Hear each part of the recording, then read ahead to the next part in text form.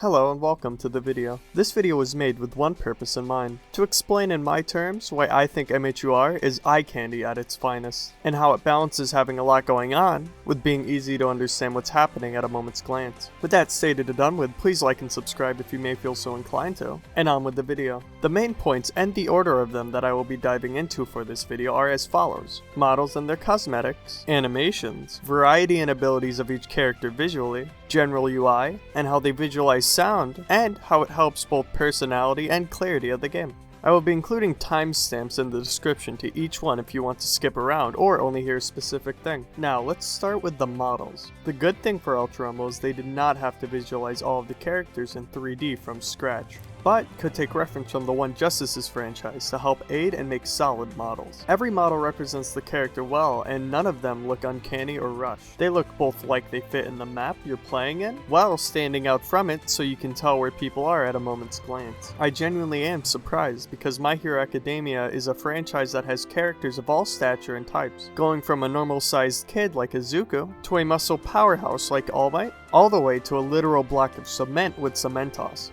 Which he looks surprisingly good, by the way. I would also like to add, the lighting system they put in place blends well with both the models and the environment, adding that pizzazz to the visuals. Things like stylistic shading can easily look awful, so great job on that. I won't go too deep into cosmetics, but so far the game has a decent amount of them, and the majority may be recolors, but the unique ones work really well, and some of them I really enjoy, like the Butler Mr. Compressed skin, or the relaxed style for Todoroki. I hope they incorporate more skins into the game, whether they be from the show or game original. Models cannot come to life without animation. There are some missteps with them, but I'll get into that in a second. The first animations you will be doing is movement, and boy did they hit it out of the park with movement. Each character runs, walks, jumps, climbs, and moves differently, depending on who you play as, making them not feel like molds of each other with a few variations. The running and walking animations will be what you are doing nearly all of the time, and they show off their personality and quirks well. Whether it be Froppy moving like a literal frog,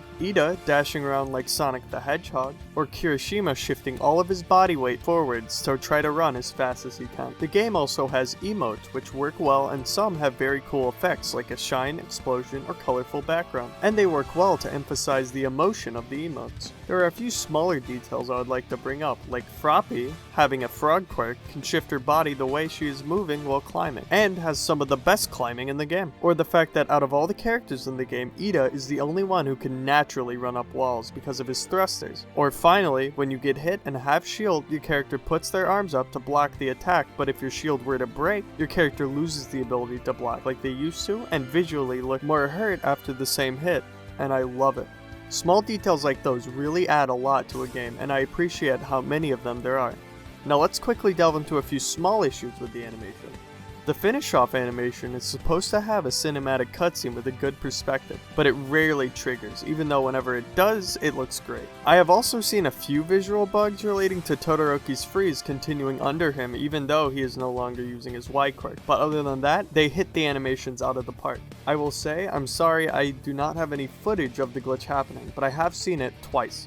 What else has to be animated? Well, of course the quirks themselves. And the quirks also look great, with each of them blending in well with the movement while being visually distinct, allowing you to pick out who is shooting and where from at a moment's glance. Here are a few of the A quirks. A quirks being the primary way you will be doing damage most of the time. Izuku has a pretty standard A quirk, being a green burst of air that launches with a medium distance and with a pretty large surface area. So if you see the color green getting launched at or near you, it's probably Izuku.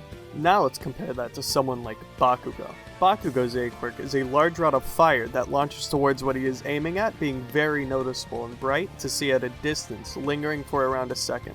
I want to go into more detail, but it would take way too long. But I will do a rapid fire of quirks that I think are great at being good looking and visually distinct. Mr. Compress's Y quirk, Uraraka's Y quirk, all of Cementos's quirks, Ibara's vines, and Mount Lady's giant quirk. There are many smaller things Quirks can affect, like freezing the slide in Aquatic Zone or the fountain in Central Plaza, and igniting trees on fire and watching them burn and disappear, which may not affect the match greatly, but show a much bigger attention to detail that most would not expect, bringing you into the world that much more. I will end this segment by saying every character's quirks have distinctions like this, with some being larger than others, but they all serve to make the game look better and more readable, and I think they do a really good job with every quirk.